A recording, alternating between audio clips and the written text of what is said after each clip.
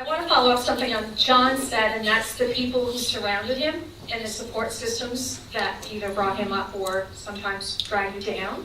At what point, was there a point, I guess, for you, John, that you said, I have to distance myself from people who aren't supporting me?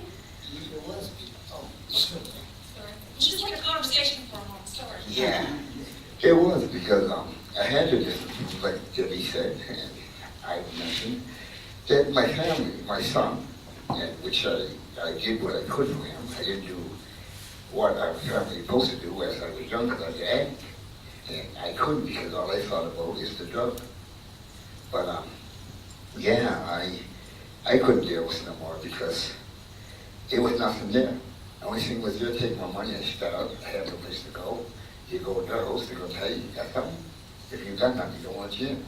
And if you didn't have what he wanted, or a dollar, or a place for them to go, or you wasn't part of the system. So that's what made me clear away from it, because there was nothing there no more. The only thing was just heartaches, and then your family or people like you didn't want to do it, because as a drug addict, you couldn't trust me, because well, not me specifically, but I mean, people will take something off your table, sell it this here, that here, drink of water, whatever you get your hands on to sell to get that drug. And it made me feel that that's not me.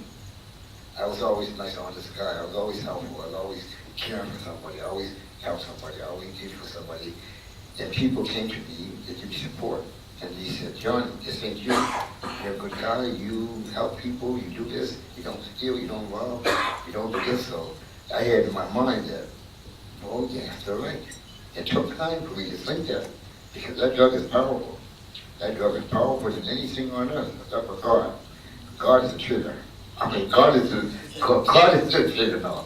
God is the one that'll put you right.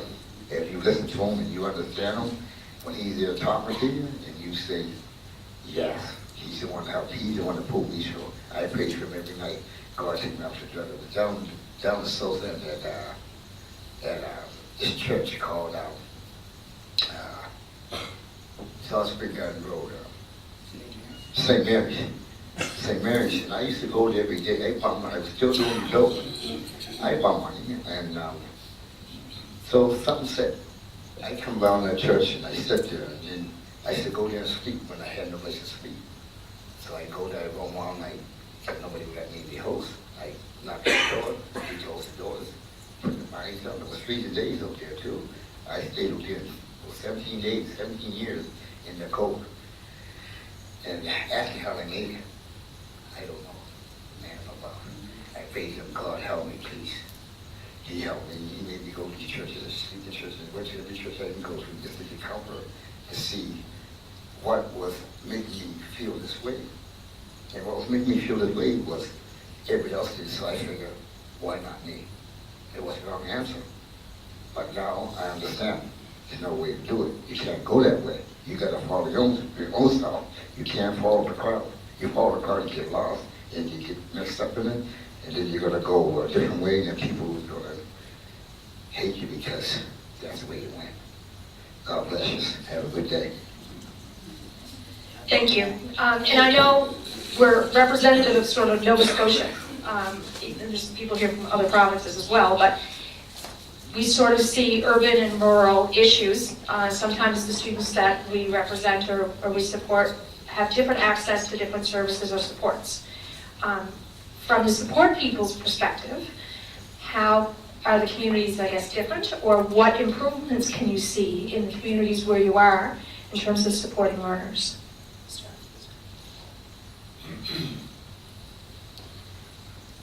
First, this probably doesn't need to be said, but it's sort of taken me by surprise. I want to thank John and Debbie for sharing their stories, because it's just one thing for us as professionals to sit up here and talk about our jobs. I mean, it's quite another to sit there and share your personal story. I really appreciate it. What was the question?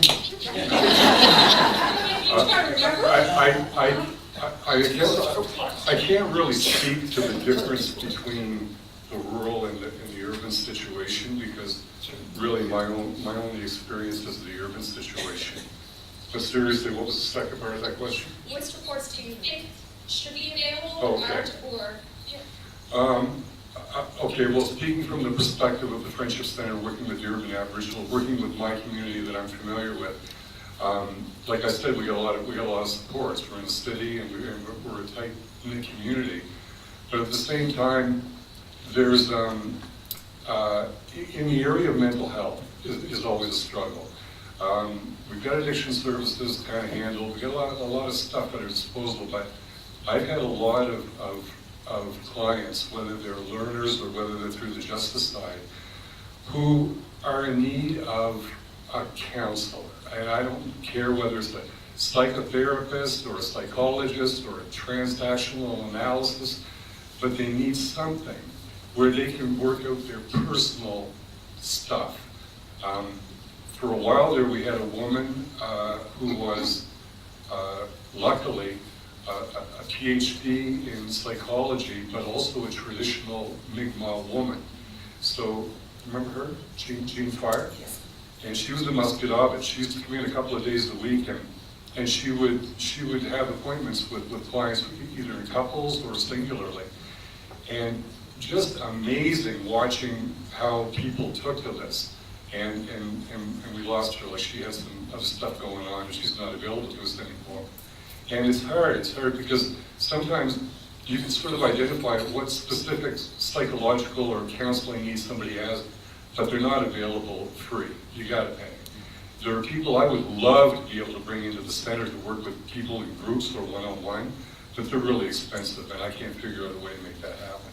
But I'd say mental health services in general need to be improved. That's nice intro.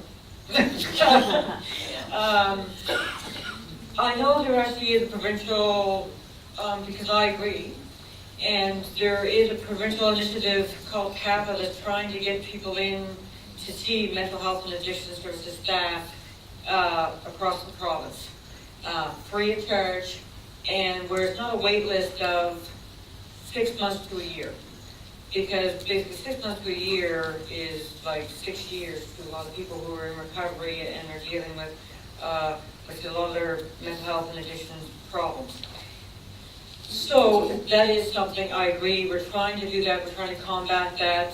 We're using a European model, like it was just called CAPA, and it just basically streamlines the service so people can get in mental health and addictions usually within, they see somebody within a month, and then they are see what other support in the community, or even if they do need mental health and addictions counseling or some other resource within the community.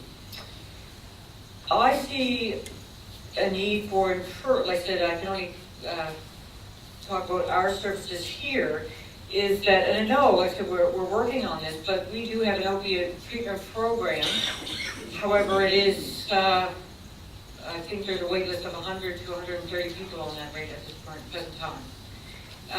Because some of the doctors won't take people on when they're on maintenance methadone, because they have to have training, and there is a stigma around people who are using opiates that they're not that easy to get along with, we'll say.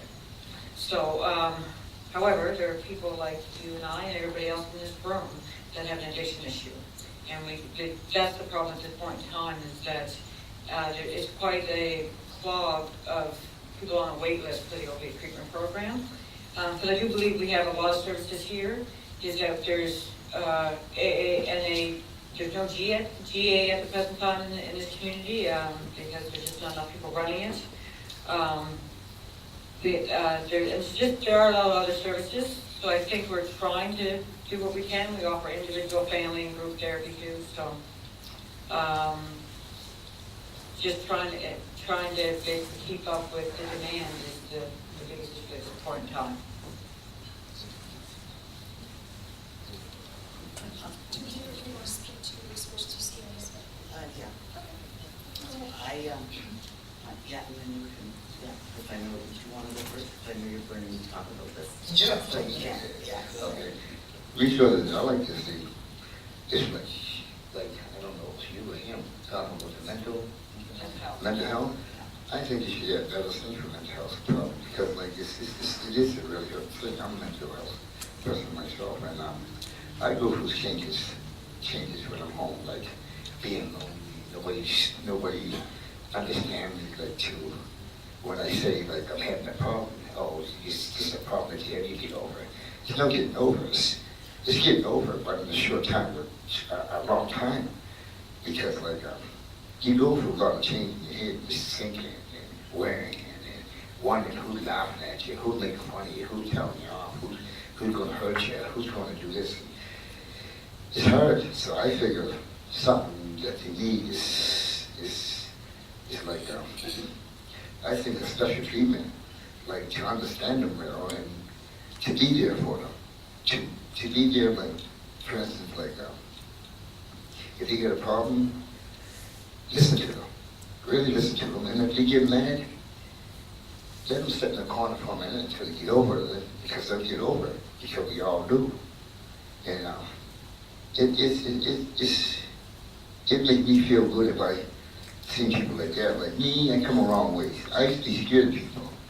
I would run around the table, walk with my hand in my hand like this here, walk like I was crazy, like I was nuts, and hollering, and screaming, yelling, and fighting, and just to get attention. But nobody gave attention, so I fought away by doing that. But while I fought away, it was still going to come back on me, because the thought of it was hurting me more. To get that hurt is painful. And we like to get rid of the pain. We like to get just to be a city making fun of us, accept us. Accept us who we are. Because if you don't accept us, it's going to make us worse. Because the way it makes you worse, because like, it's a sickness that I don't know if it's a cure for it. I hope it is one day for us. And it's painful. And it's degrading to some people, because the pain that they go through is suffering. And people that do go through that pain, some people are scared to face it, scared to tell people that I'm schizophrenic. I tell everybody I'm schizophrenic. Make fun of me all you want. I'll laugh back at you, because I know who I am. And I'm proud of who I am. And who I am right now is John Cromwell. I'm schizophrenic, and I feel good.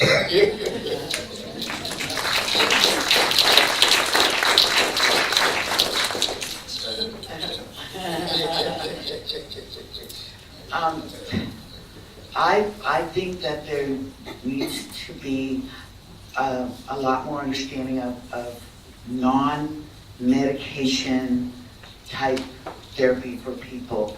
I got misdiagnosed a lot. We first thought they didn't want to diagnose me at all because I was still using drugs, and so they thought everything that was going on with me was my own fault, because I was an addict and I was putting myself in those situations.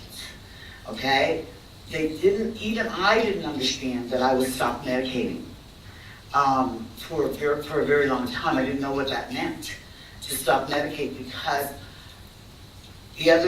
most of the drugs that they would want to give me, because they said they wanted to put me on antidepressants, and then it was something else, I don't know, but until they decided, okay, the PTSD, but they told me that I had to be clean for 6 months before I could even go to see a therapist.